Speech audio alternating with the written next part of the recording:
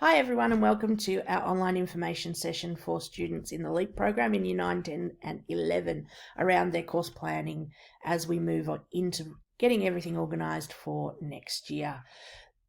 As well as this, we will be having an online discussion on WebEx on Monday night at 7 p.m, which is an opportunity to further clarify any big questions you may have at this stage. And then next week we start our interviews for our students in our program to talk through and answer really specific individual questions and really nut out what your program might look like next year and into the future. Course planning this year looks a little different in that we can't all get together face-to-face for an information evening, for example. So the sorts of changes you'll see are this, where we're providing you with some of the information via YouTube and the follow-up with the WebEx. And our interviews, unfortunately, we can't do them face-to-face either for this year, but we can certainly use WebEx so that we can all talk face-to-face online and have that very important discussion we need to have as we plan and make sure we've answered all of your questions around what will the program look like for my child next year and into the future. So when we think about course planning, we think of 5 steps to our course planning process. Step number 1 happened last week. For the Year 9s and 10s, that was an online format, and for Year 11s, it was a face-to-face class where I sat with them and talked through the different options, the things they need to keep in mind as they're planning. And in Year 9 and 10, that tended to focus more around structuring the actual program at school and the requirements they needed to meet while doing that. Whereas for Year 11, we spent a lot of time looking at just that finalising of the program in the final year and what it meant to start to think beyond their time at the college and look at how you apply for courses at unis and TAFEs, and how can we maximise those opportunities to apply for things like scholarship and improve our chances of getting into the course that we most want. Obviously, then information packs have been collected, and this is step 3, which is the course planning sessions. We'll follow this up with our course advice interviews, and then you will submit your paperwork.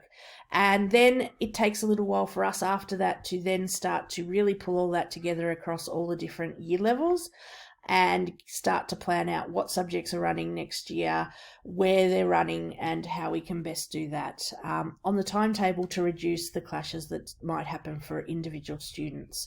So the goals for this session are to get a full understanding of the options that are available, a knowledge of how to complete your web choices form and your re-enrollment form, and to just start to really think through what that program is going to look like over time.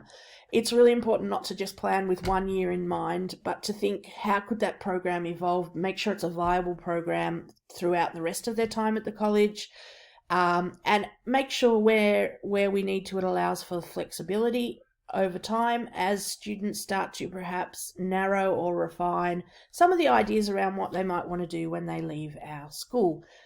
Key dates for us in the LEAP program are as follows. So obviously we've already talked about the information session on Monday night at 7 p.m. Then our course planning interviews start next week. So we've got interviews on Thursday via WebEx for students in Year 9 and on Friday for students in Year 10.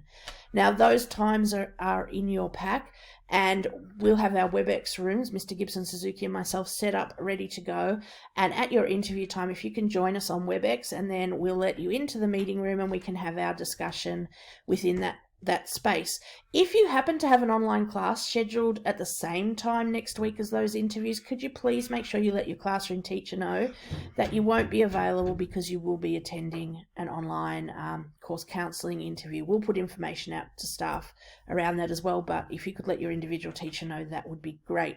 The following week on the Tuesday, we will be doing our interviews for our Year 11 LEAP students, and students are at school at the moment for that, so we will meet with them. And then for families, if you can tune in via WebEx so that you can join and be part of that interview as well. So please make sure, if you've got any questions on how to use WebEx, you let us know. The big deadline for everything to be submitted back to us is Friday the 14th of August. Another date I'd just like to alert you to is that the rest of Year 11, so 11A to 11I, will be doing all their course planning interviews on Monday the 10th of August. The reason I need to mention that for you guys is that on that day there will be no classes at school for Year 11. So if you're currently in Year 11 LEAP, or if you're a Year 10 student in LEAP who's accelerating in a Year 11 subject, on Monday the 10th of August there'll be no classes at school, so there's no need for you to come into school on that date, and we just want to make sure you're aware of that so that you don't go through the getting up, getting ready, getting yourself to school only to find out that there's no classes that day. We'll remind you again also closer to that date. So let's get stuck into things. In terms of pathways, being a large secondary school, we can offer a range of different pathways for students. The two most talked about things are the official secondary certificates, which is our VCE certificate, which the majority of our students do, and our VCAL certificate, which is a certificate of applied learning, which has a far more hands-on approach, very suitable for students that are looking to make a direct pathway straight into a trade or a traineeship or into employment. So there's two different pathways, but then there's another V that comes into the mix, and sometimes that can be a little bit confusing, which is VET, which is Vocational Education and Training, which you can see in the middle in that rectangle there. A student in a VCE program or a VCAL program can also add to their certificate a vocational VET program if they would like to. So as we move through the presentation, when we talk about VET, we'll go into it a little bit more detail, but for students who have interest in the areas where we offer those VET certificates, it can be a big advantage to do something like that. But again, it comes down to the individual's program and the things that they're looking at doing in the future. So obviously then from school and successful completion of a program, we're looking to a whole range of options, which include university, TAFE, traineeships, apprenticeships. There's a whole lot of opportunities out there. So we start to plan and think about that as we move through the school. And over time, the different destinations that you might be interested in may change, but that's okay. If we plan carefully, we can make sure we've got that flexibility in your program. This slide here is just in here to really talk about the sorts of skills and changes that are happening in the workforce. And normally in a presentation like this, that would be quite easy to go, well, at the moment, obviously, globalization means people have more flexibility around how they connect when they're working with people in other locations. We would talk also about automation and the impact that's having, say, on the job market. In the times we're in at the moment, I think we will see a few more changes, and perhaps we don't really know what those changes are going to be moving forward. But you'll see in the media at the moment talks about whether some of the large corporations, I know the banks have been talking a little bit about whether they need to have quite as many on-site facilities for staff and big, massive buildings as you see in the city, or whether being forced into a situation where people had more flexibility, people were working from home, and seeing that did not lead to a reduction in productivity, I think we'll see some changes emerging there. The Foundation for Young Australians, FYA, whose logo you can just see down the bottom in the middle of the screen there, if you're wanting to find out more about the emerging workforce and different types of emerging jobs and trends, if you go to their website, they have a lot of research that they've done. So one particular publication they have there is the New Work Order, and that's a document where they went through, and what they did was they researched all the different job ads in thousands and thousands of job ads to pull out what were the emerging important skills that they could see that employers were wanting. So the table you can see on the screen there talks about those skills. Now, I refer to those skills as essential skills because for me, they're things that we all need every day. In some documents you see they might be referred to as 21st century skills, or unfortunately in the past, some of them were often even called soft skills. And that kind of implied that they weren't as important as the content knowledge you had, but things have changed. But when you think about it, it makes sense. Though the list you can see there that's got complex problem solving, critical thinking, emotional intelligence, resilience, being an active learner and that's not just something you do at school. You're not just an active learner at school. It's something that you carry forward with you beyond school. And we often see a lot of talk about creativity and innovation as well. So those sort of skills are the things that are popping up more and more explicitly in what employers are looking for. And I think it's good to have this slide here because it also reminds us that when we talk to you, perhaps as your course advisors, and we say to you, what do you see as your strengths or your skills or the things you would identify that you're really good at? Sometimes we're really quick to go, well, I might be good in this particular subject. So I might be good at maths, or I might be good at English, or I'm really good at digital tech.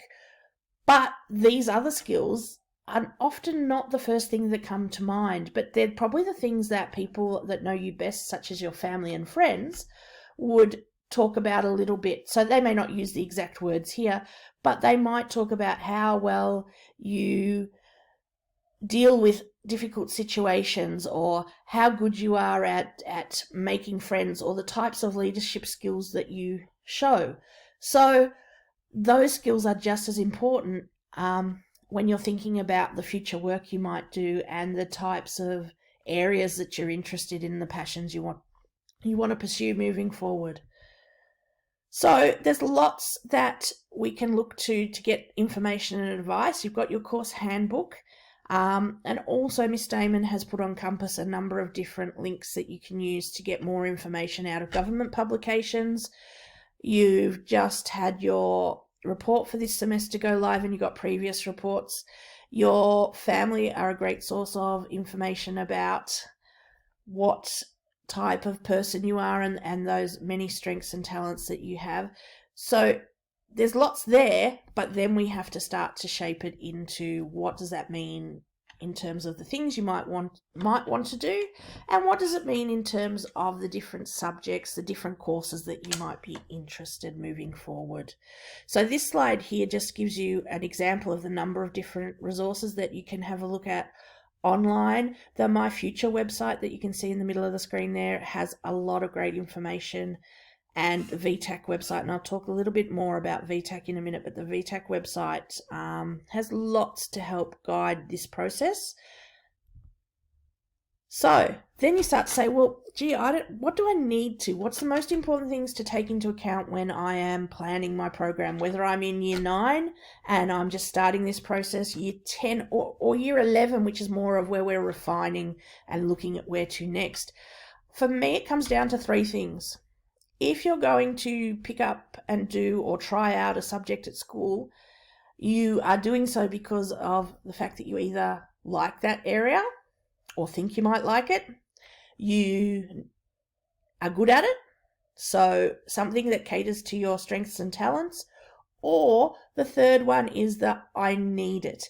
And the need it we'll talk about from the point of view of sometimes when you're planning ahead for different university and TAFE courses, there are these things called prerequisites, which are the subjects that you must do as part of your program, particularly in say VCE, to be able to access a certain type of course. So prerequisites can be quite broad, and it might say in the VTEC area something like you must get at least a 25 or a 30 in English, and it might specify a level of maths. So for different courses and subjects, there are different things that you need. And as we go through this process, we will be monitoring that and checking those with you carefully based on what you're talking about you want to do. But for me, I often say to kids, well, when you're considering whether or not to do that subject, which one or more does it fit into? Do you like it, do you need it, or are you good at it? And if it doesn't fit into any of those, then really question, is that the right subject to be doing? Because if you're not interested in it, you're not seeing that it's got a purpose to what you need, that's when things become really tricky to stay motivated in that particular subject and do your best. So VTEC thankfully provide a number of resources to support you in this process. And a couple of quick words on VTEC. VTEC is a body that looks after supporting students and coordinating the process for you to apply for university and TAFE courses. So VTEC do a few things. They work with the universities and TAFEs to make sure that they specify any of those prerequisite subjects, those needed subjects, back when you're in year 10, so that you can go ahead and you can plan your program knowing that with some sense of security, these are the subjects that I have to do if I'm interested in these types of courses or this particular course at this particular institution.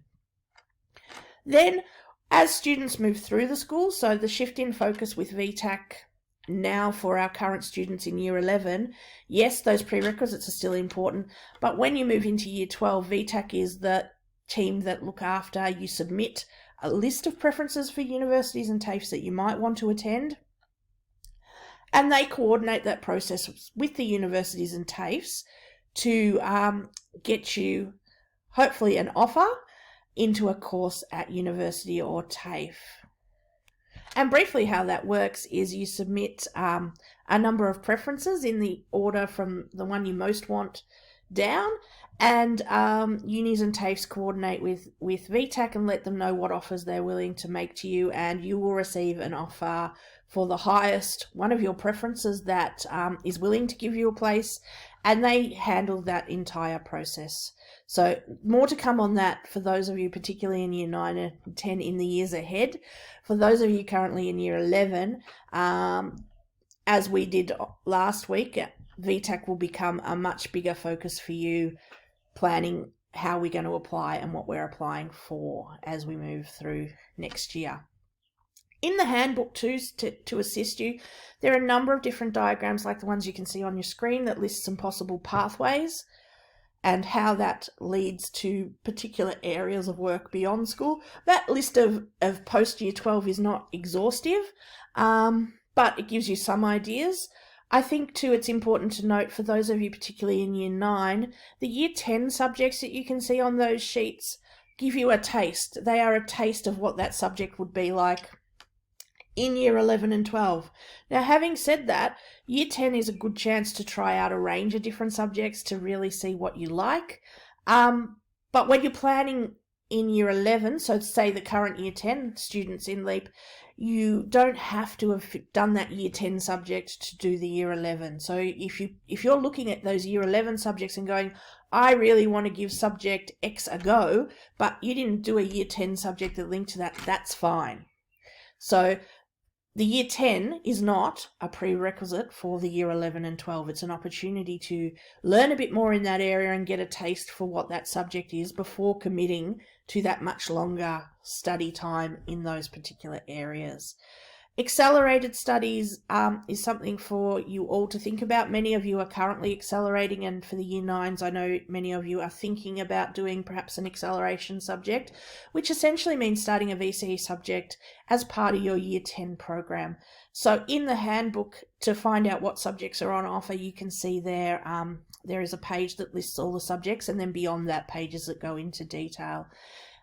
As you are already in an acceleration program, LEAP, you do not need to fill in the current acceleration application form that's available on Compass.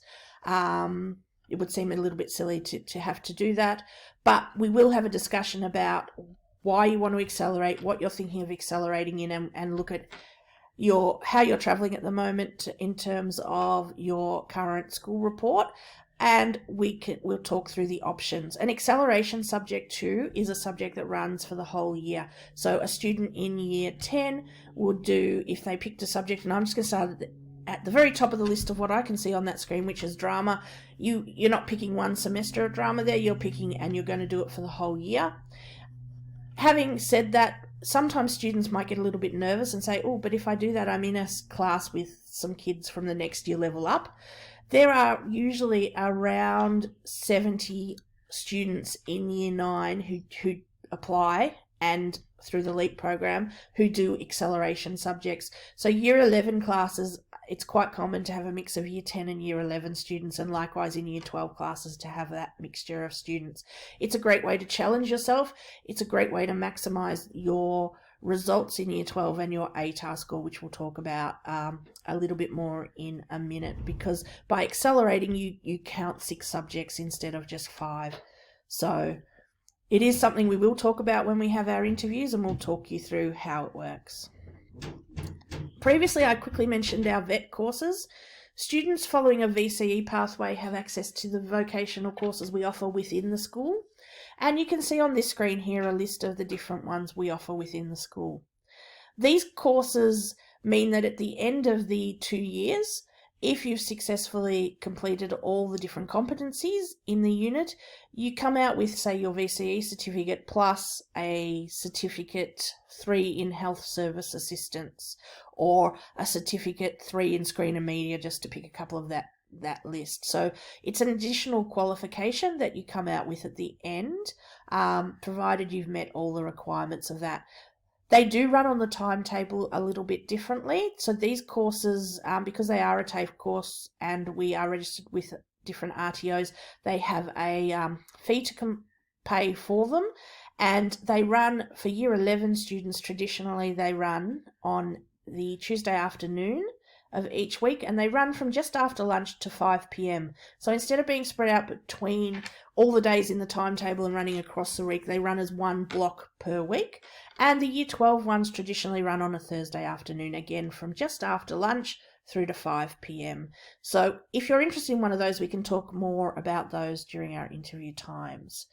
Those of you in Year 11 and those of you that aren't at Year 11 yet who are interested in starting to think about this, we also have an option for students to accelerate when they're in Year 12, and that's called VCE Extension Studies. So what it is that students in Year 12, usually students who have accelerated in a subject earlier, if they want, they can actually apply and start a university subject as part of their Year 12 program. It's not something that everyone chooses to do, so I think at the moment this year we've got around 6 students doing that as part of their Year 12 program. And so we get them to pick a normal program at school, and then they apply, and we help with the application process. And if the university accepts you, then we come back and look at your program and look at which subject at school you would drop. So it takes the place of a subject you've got at school. It is quite challenging, but some students really want that challenge. It is very helpful in terms of getting you used to what uni life is going to be like. It gives you a great opportunity to get some insights into how that works. An example of how it physically works for students while they're in Year 12 is we have a number of students at the moment who they were successful in getting their offer, and then they come in and they sit down with us at the start of the Year 12 year and look at what options they need to put in for their university lectures and shoots. And then we look at how we move their timetable around at school if we need to, so that they can get to that. So there are some students at the moment who have 1 day a week or 2/3 of a day a week where they don't attend our school, and they go off to the particular university and meet with other Year 12 students who are doing a similar thing, and they work through the coursework they need to for that subject. So there's a range of different subjects you can offer. If that's something you're interested in, please let us know in your interviews. For those of you in Year 9 and 10, that's something you may or may not choose to do as you move into Year 12, but we're just flagging that it is an option that is out there that you can try. An important thing we're looking at in terms of your course planning as well is the level of maths you do. So whilst there are prerequisites that VTEC and the universities tell you to do this particular course, you might need to have some maths, or to do this particular course, you might need to do Maths Methods Unit 3 and 4 and achieve a study score of 25. They're the examples of how they could be worded. But as a general rule, and particularly because you may not yet be at the point of knowing exactly what type of direction you want to head in, and that is very normal. Some students at the moment will be going, I know which certain directions I want to head in. Others will be going, I really don't know at all. And some will be going, I've got some idea. And there'll be a few students going, I don't know what sort of pathways and directions I want to follow, but hey, I'm pretty sure of the ones I don't want to follow, and that information can be just as useful. So to know what you don't want to do post-school rules out some things, but we need to be really careful with your maths pathway. So our rule of advice is you should always do the highest maths you are capable of doing, because as the years go on, if there is an issue or it becomes more challenging and you're struggling, you can drop down a level of maths, but you can't move up a level of maths. So sometimes students go into year 10 and they go, oh, I've been recommended by my maths teacher to do math methods. I'm worried it might be too hard. But the thinking is you give it a go, and if you are finding it too hard, then we talk about how we can drop you back, whether that's in semester 2 you drop back if it's really, really difficult, or at the end of that year. It doesn't happen very often that we need to do that, but it is an option to do that. The most important thing is doing the highest maths you're capable of doing, because that keeps your pathways options open, and I think it's really important that we do that wherever possible. Because as we work through this process, people can change their minds about the sorts of things they want to do. The re-enrollment forms are just on the next couple of slides. So as well as completing the process on web choices, we do have the form that you've got in your pack that you need to complete. Here we've just highlighted a couple of things. This is the year 10 form, for example, and the one I want to talk about the most is the reserve subjects down the bottom. So you can see on the form that the subjects, they're numbered off. So we have to have maths, we have to have English. In year 10 you must do at least one semester of science, and then there's number 6, 7, 8, 9, 10, 11, 12, because each subject takes up a semester.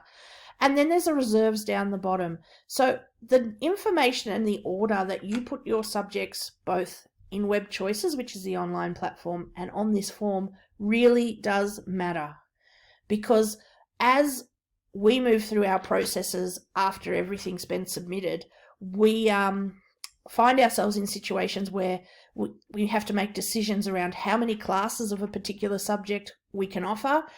In some cases, whether there's enough students wanting a particular subject to be able to run that subject. So we need to know that preference order, because we will then use that and rely heavily on that when we're making those decisions. And we also need to know some reserve subjects. So those reserve subjects are, if I didn't get exactly what I've put in my program, what other subjects would I be happy to do? Because if there is a subject that doesn't run, or perhaps on the timetable there's a clash that's completely unavoidable, we need to know where to go next for each individual student. And at that point in the process, it becomes really hard to be able to always go straight back to every student and say, what would be a reserve? It's better if we've got some reserves, and then we can talk to you about any issues that come up. But we need all your subjects in the order you most want them, and we need your reserve subjects as well. So please don't leave that blank. You can see here on the next page, this is an example for the year 11 form that you've got in your pack. The difference here over on the right is that there's less reserves because your subjects run for the whole year. But again, it is important to have some reserves just in case we need them. The college will try to do everything it can to maximise and get you the program that you have picked. But with so many students, there are times where, unfortunately, we do have to start to look at those reserves. And there are times where we have to look at the order you've put your subjects in. So if we can run 3 or 4 classes of a subject and in the timetable, then we are going to look at having the students who have it as a higher preference. If, let's say, we've got a few extra students that we couldn't quite fit in, but not enough to make a 5th class. So those preferences and those reserves are really important on your paperwork. Another thing I think to talk about with those senior years of schooling is that there is some flexibility around what we can do. So one example would be that some students decide to do their VCE over 3 years. Now this could happen at the start of a program or during a program, and it can come up for a range of different issues. Some students are really involved in elite sport, which takes them away from the being able to commit fully to their studies, so they do a 3-year program. Other students may have, unfortunately, some health issues that mean they need to slow things down and just spread it out a bit more. They're just 2 examples, but please be aware that those options are available if we need them, and we discuss them on a case-by-case basis. So, we've talked a lot about VCE, but what are the rules that underlie getting your VCE? So to get your VCE, the bare minimum, and rest assured we don't plan for the bare minimum, we plan a full program, but you must pass English. Now, that could be done a couple of different ways. Some students will do English Unit 1 and 2, which is Year 11, and English 3 and 4, which is Year 12, and that's their English requirement done. Some students might do English and Literature, for example, in Year 11, and in Year 12 they might choose to continue with both, or they might choose just to do, say, Literature. So there's an English requirement, and there's a couple of different Englishes involved in that, but you must pass at least 3 out of those 4 units. And you might think it's strange, why don't they just say you have to pass all 4? I think there's a little safety net in there for students who perhaps in Year 11 struggle for whatever reason, and it's a 2-year certificate. So if along the way, at say in the very first semester, you don't pass, they don't want the whole certificate written off. Having said that, in Year 12, you must make sure you pass both Unit 3 and Unit 4. Aside from that, you've got to do at least 3 other subjects at the Year 12 level, so that Unit 3 and 4 level. So that gives you 4 subjects there, English plus 3 others. And then they say overall across the 2 years, you have to pass at least 16 units. That's not a problem. We don't plan for only 16 units in a program. But for some students in various situations, they can end up really having to count those units and make sure they've got enough. In terms of your ATAR, it's slightly different. So that's another reason we don't go for the bare minimum. Your ATAR can include up to 6 subjects. So you can see here in the rules there's 4, English and 3 others. But in the ATAR you can count up to 6 subjects. And so quite often our students accelerate so they can get another subject. So just looking at a sample program, you can see here I've created a sample program for a student across Year 10 being the top 2 lines, Year 11 the middle 2 that we've called their Semester 3 and 4, and Year 12 being Semester 5 and 6. So this particular student, if we just take the top 2 lines, is looking at doing English. Their maths they've picked is math methods. They've decided they wanted to accelerate in one subject, so they've accelerated in biology. So you can see their VC Biology 1 and 2. And then the other 6 units in their program, you can see sitting there are physics, psychology, money management, sweet dreams, PE, performance, and crime and punishment. So they're picking out a number of different semester-based Year 10 subjects to try out. If you look at the next year, the middle 2 lines of their program, which is Year 11, VC English Unit 1 and 2, Math Methods 1 and 2, the biology, because they started it the year before, they've got VC Biology 3 and 4, and then they've picked 3 other Year 11 subjects to do. They've picked legal studies, psychology, and music. Now, I put this example together deliberately just to show you that in Year 11, a subject like music, which this student has chosen, if you look back up in their Year 10 program, they didn't pick Year 10 music. So just a reminder that what you pick and try out in Year 10 isn't sitting there as a prereq stopping you picking up the subjects you want to do in Year 11. Year 10 should be about considering whether you want to accelerate, doing the maths you need to do, and then looking at, do I keep going with my language? If you're really good at a language, then certainly consider keeping that going. And then what other subjects you might want to try out and get a bit of a taste of, so that as you're planning that program the following years, you've had a little bit of exposure to some subjects. This student in the last 2 semesters, Semester 5 and 6, is looking at doing English, math methods, and finishing off legal studies, psychology, and music. So that's just one example, and each year when we do this, we come back and look at what you've done and what you want to do next. So this isn't a program we set in Year 9 and then we just follow it through and say, well, no, this is what you said in Year 9 you might want to do and what it might look like, and so you're stuck with it. We plan each year we'll come back and we'll revisit, and we'll have another course planning interview, reflect on what you've done, what worked, and what you're thinking of doing moving forward in the year after. But it's also good sometimes just to look and see, well, what would it look like to make sure there is a consistent program the whole way through. There's a couple of other examples I've got here which I won't go through in the same level of detail. This is an example of a program where this student's decided to accelerate in 2 subjects. We do have a few students that do that. Not every student accelerates in 2, and nor should every student necessarily accelerate in 2. It's about balance and having enough challenge, but not so much challenge that you feel swamped.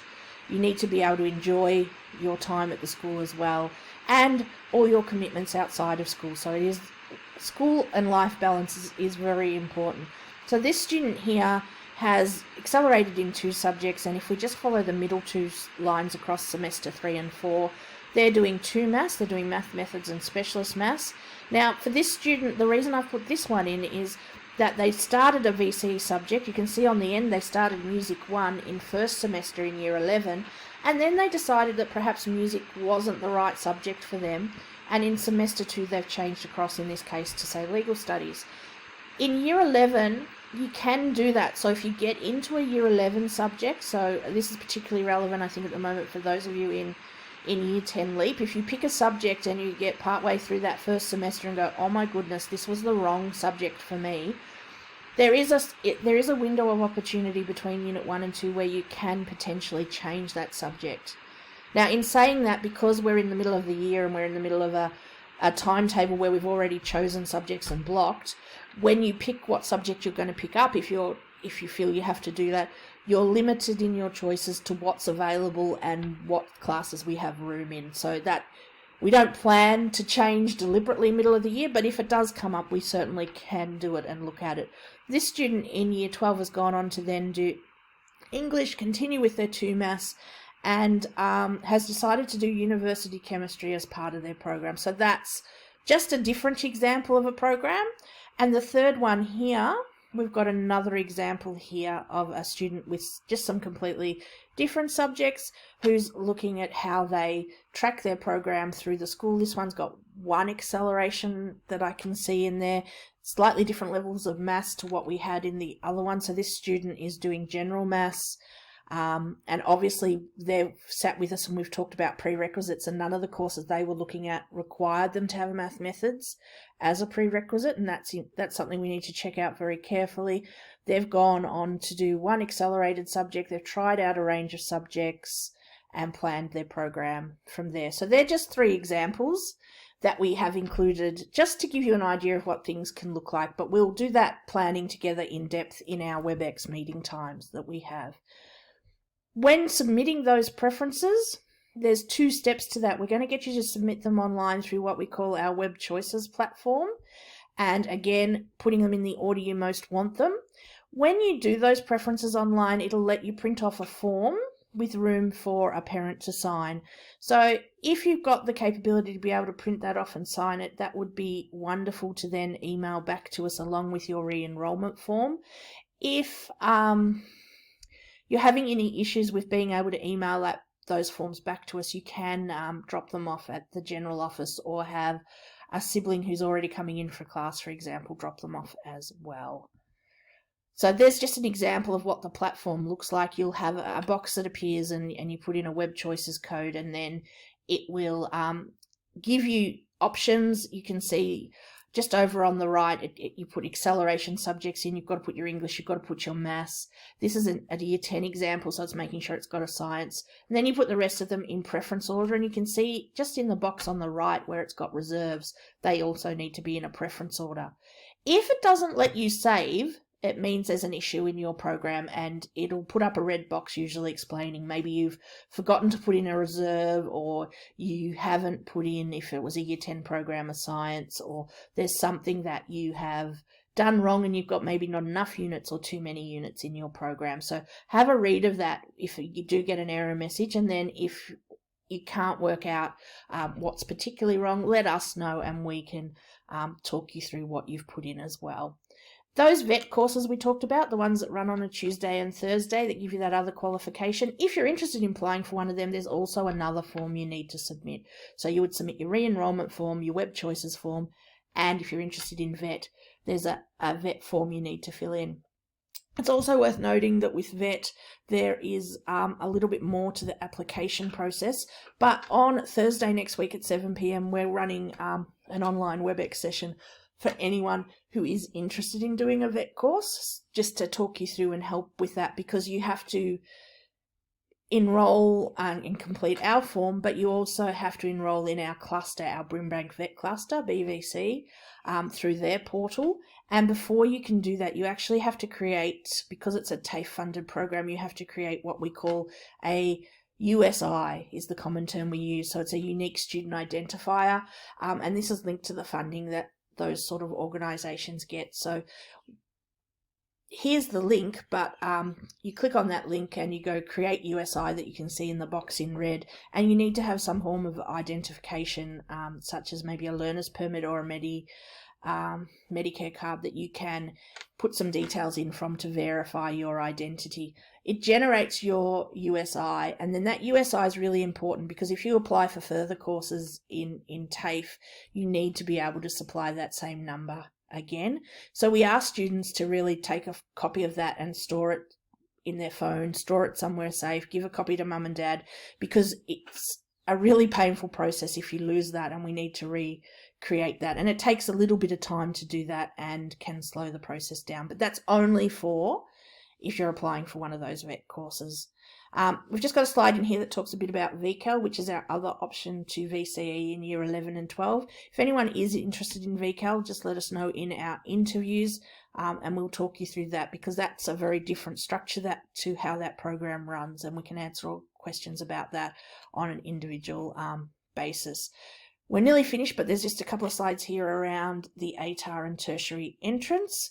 So the two bodies we always talk about when we talk about those secondary certificates are VCAL, and they're the curriculum body, and they're responsible for making sure you've met all your requirements to get your VCE or VCAL certificate. They run external exams and do all the work around supporting students who need perhaps some extra assistance with that. And then VTEC's the one I was talking about earlier, who work more with the universities. So VCAL calculates your scores and how you've done, and then VTEC gets that information, and they look at how to calculate your ATAR. They look at the tertiary placements and what requirements need to be met. So it's important to know just that both of them also have what we call special provision, or Cs. And what that is, and it's something to keep in mind as we work through this process, and if you think this might be relevant for you, please flag it with us and let us know. In exams, for example, that's one example of special provision that VCAL does. Some students, due to medical conditions or other wellbeing issues, may require slightly different format to their exams, or they may require and may be eligible for some rest breaks and other special circumstances, so that they can still do their exams and do them to the best of their ability. So that's an example of special provision that is done by VCAL. And then VTEC also has its own process too. As part of applying for those university and TAFE courses, they have what they call a Cs processes, where you can give them extra information about perhaps what's happened for you or what circumstances might have impacted your performance during those final 2 years of schooling. So as you move through the different year levels, we give you information on both those processes, but I just flag it here because if at any stage as we're working through VCE subjects and through tertiary options, you feel this might be something that we should be talking about, can you please approach us or one of your year level leaders or sub-school leaders to talk it through. Many of the things that are covered under both these processes require documentation from some sort of medical practitioner or psychologist, or some sort of potential assessment that has been done to verify what we're saying.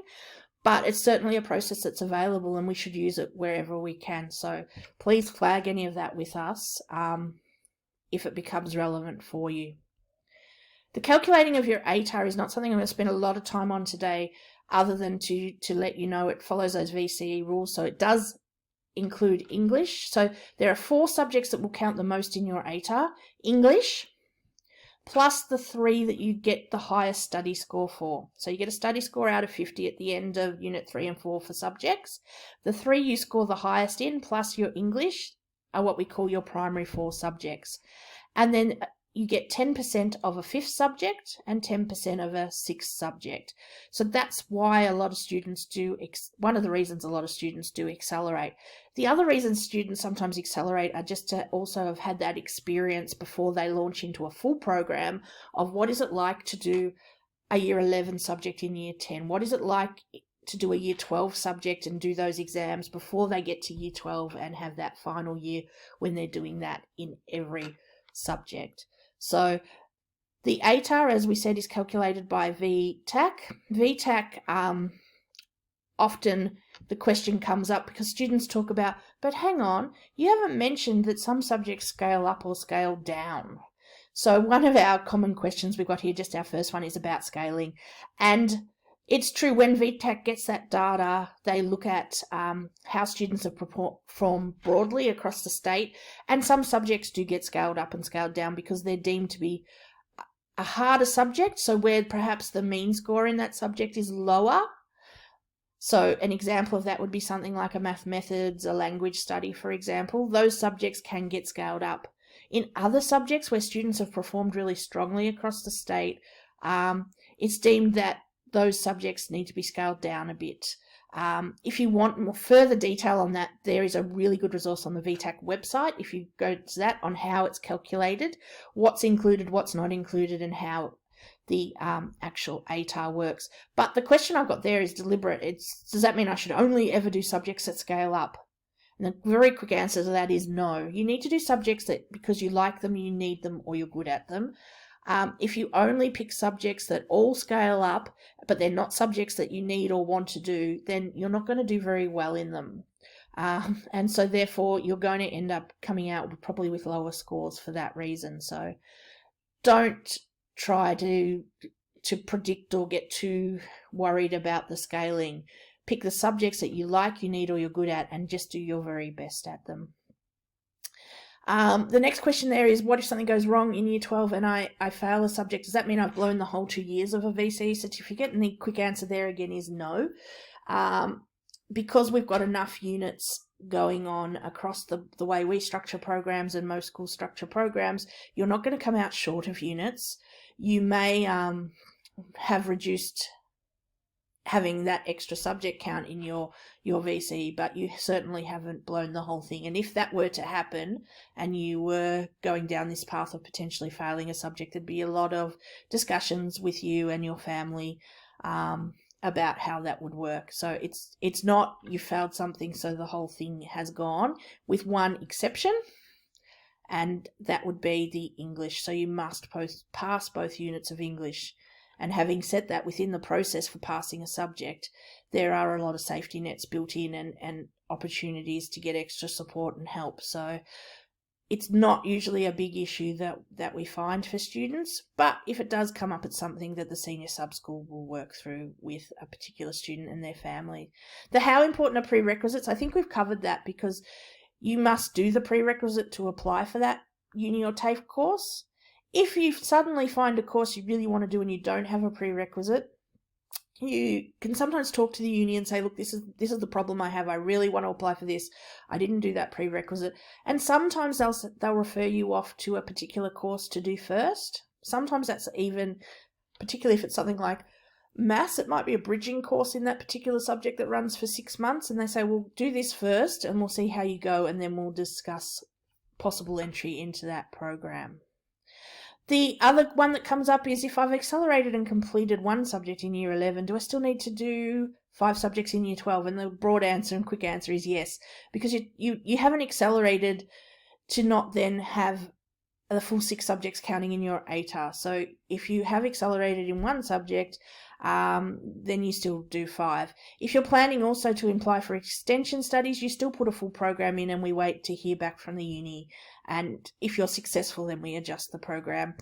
So another question we often talk about is open days and these are things that the unis and TAFEs usually offer, where you can go and visit and see what it's like. But how will they work this year?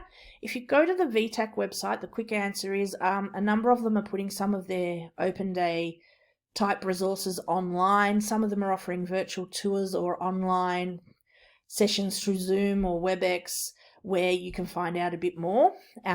So that's not a bad place to go and get some information for this year. Hopefully we'll be back to being able to go on site and have a look at what they've got on offer next year. Should I do an enhancement study? That's an individual decision, and it's about workload and balance. I know that only 6 subjects count, but should I do an extra one just in case? The quick answer is no, because when you spread yourself too thin over 7 subjects or potentially more, you're not going to be able to put the time into each subject that you need. And so that's why I've got the last point there about how important is school life balance, and that's essential. You can create the best program in the entire world that's full of lots of challenging things, but if it means that you're cutting off the rest of your life and you're not spending time with your family, spending time with your friends, having the opportunity to work part-time if you want to, and all those other things that come with part of life and part of growing up, then the balance is wrong. So always we'll come back in our discussions to your well-being and making sure you choose a program that you feel is achievable for you.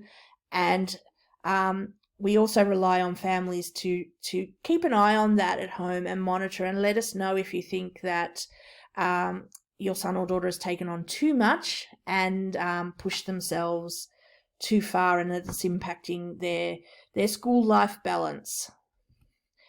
So the next steps to keep in mind are simply to either come along online to WebEx for our session on Monday night if you'd like to follow up further on anything we've covered here today, or the interviews at our interview times where we can answer all your individual questions and start to plan out your program for next year. And then we'll get you to submit your forms. On this last slide, I've just included our email addresses in case you want to email us directly with any questions that you might have throughout this process. I thank you for listening to this presentation.